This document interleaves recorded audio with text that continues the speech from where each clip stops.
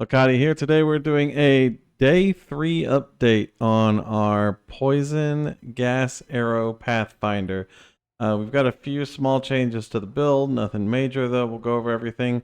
But first, let's hop in and do a map. We've got a T8 map here with a map boss on a Delirious map. Delirious gets kind of sketchy. Our defenses are not a full out, so we probably won't push the Delirious too far. But playstyle remains the same. Gas, arrow, everything. And then loot. We are not really using vine growth much at all anymore, except versus bosses. You're not going to use vine growth while you're out. You do have situations like this where the targets have some sort of burn on the ground, and that makes it more difficult. Lag. Come on, PoE. There you go. That makes it more difficult to poison them because it explodes our toxic clouds, and we don't really want it to be exploding our toxic clouds. That's not ideal. When you're against those kind of targets, you can use Barrage to quickly apply 3, 4, 5, 6, 7 poisons all at once against the target.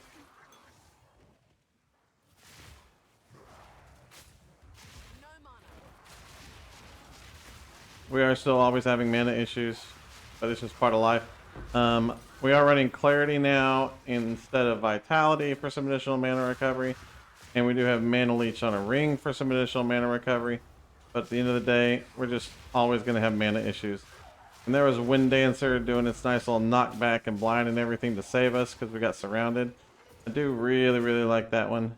It is a super nice addition to the build. We pulled out of our escape arrow freezes because they were just like falling off really badly and not ever freezing anything. So we still have escape arrow to kind of get out of weird situations, but we're not counting on it to freeze anything anymore.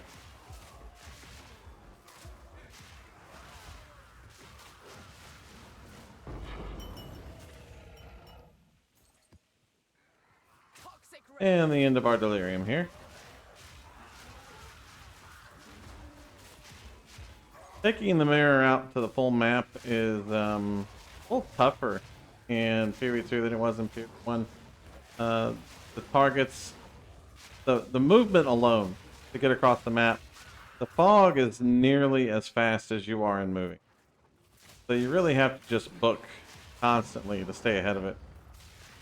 Also, I found out the hard way twice. If you have Omniphobia as their boss, and the fog kind of comes across him, even though you're out of the fog, if he touches an area that's not part of the fog, he despawns, and you lose everything. And it doesn't matter what his health is.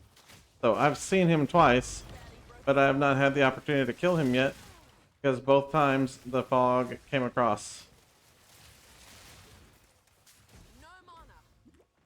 Oh, these proximal tangibility guys. You can only hit these guys if you're on top of them. And they always have some annoying things that make it unfriendly for you to be on top of them. Now, there is one boss I do want to say that is a tough one, or a rare, or whatever you want to call it. One rare that is a tough one, and it's proximal tangibility and Trail of Fire. Because Trail of Fire burns our gas clouds. And the proximity tangibility forces you to be on top of the target inside the Trail of Fire. And the Trail of Fire at this level outpaces my flask.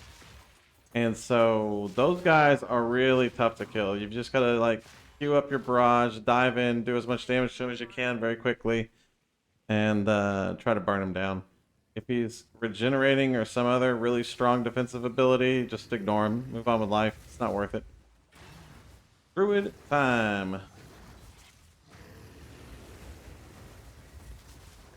Now wait for him to teleport. Drop our barrage on him. That gets our wither up. Our poison on him. Drop a vine arrow. And then collect our loot. Bossing on the build is still really, really strong. We have tons of time where we can move around.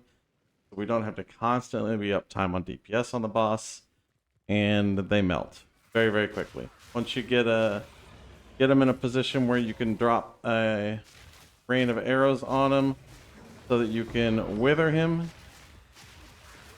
he dies very quickly.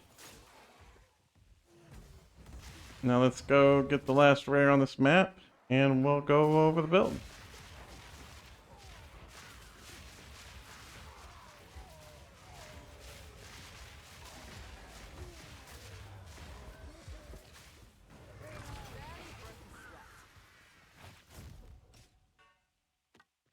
That would only slow me down.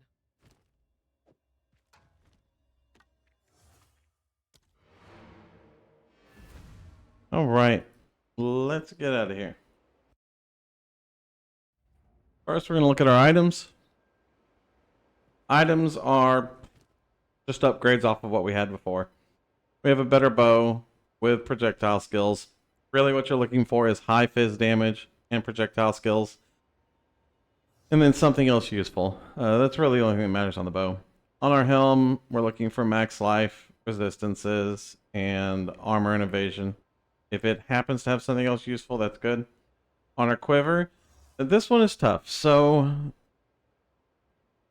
really, the only thing that you can benefit from right now, unless you have a ton of currency, is damage with bow skills and +2 to all projectile skills. However, in the game, we're going to want a projectile speed and an arrow speed quiver because we want to anoint feathered fletching, but isolation is like 150x and sufferings are 50x, and then a good quiver is another 50x. You're going to dump 300x in this.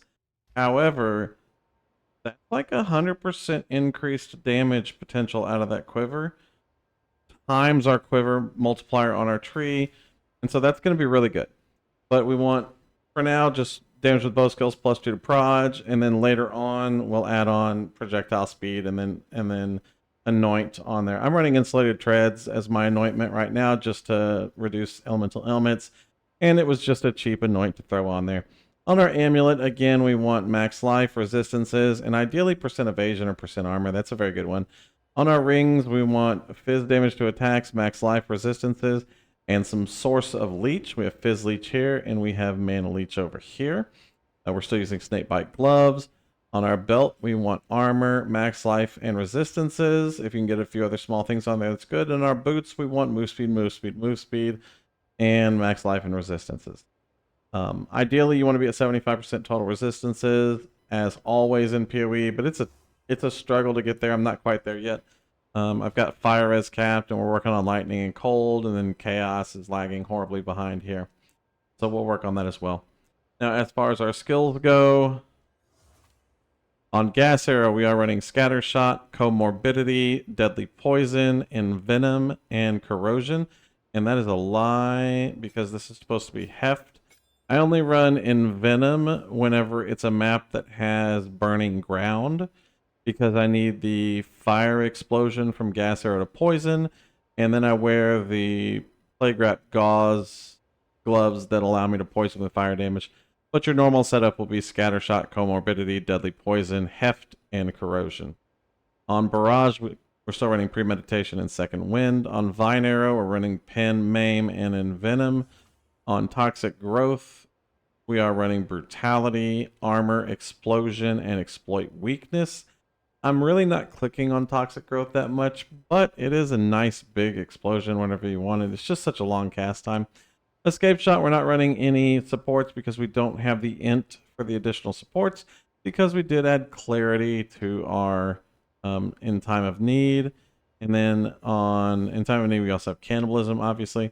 And then we have Wind Dancer with blind magnified effect. And the biggest addition has been rain arrows with withering touch for wither, which is 5% more chaos damage per stack, up to 10 stacks, 50% chaos damage. Chaos infusion to allow rain of arrows to do chaos damage. And then persistence to increase the duration of the wither. I'm not 100% sure that this works. And so we need to do some more testing and see if the wither duration is actually affected by this. But I'm running it for now. If you've got a better idea on something, you can throw something there. On our passive tree, a few changes here. We did come over here to dark entries and take dark entry. What else did we do? Oh, we jumped back down the proj tree here, and we kept the evasion side of the tree here. This is all still really good because we get the move speed here, and I really like the move speed. But these last two nodes down here may start to find a new home. We needed more stats, and so I did take some decks and decks over here, and as we move stats around, and we're kind of dipping up here for a little bit of fizz damage, just until we figure out what to do with our future points here. Not a lot of changes in the tree. We did take Traveler's Wisdom as our third set of Ascendancy points here, and we'll probably take Running Assault as our final set of Ascendancy points here. Although if we can make a really good flask, I may drop both of those and dip up here into Enduring Elixirs, because I do like the life flask effects are not removed. And if we do that, we may look at moving some stuff around and work on maintaining our life flask uptime higher. But those are all future plans that we can do.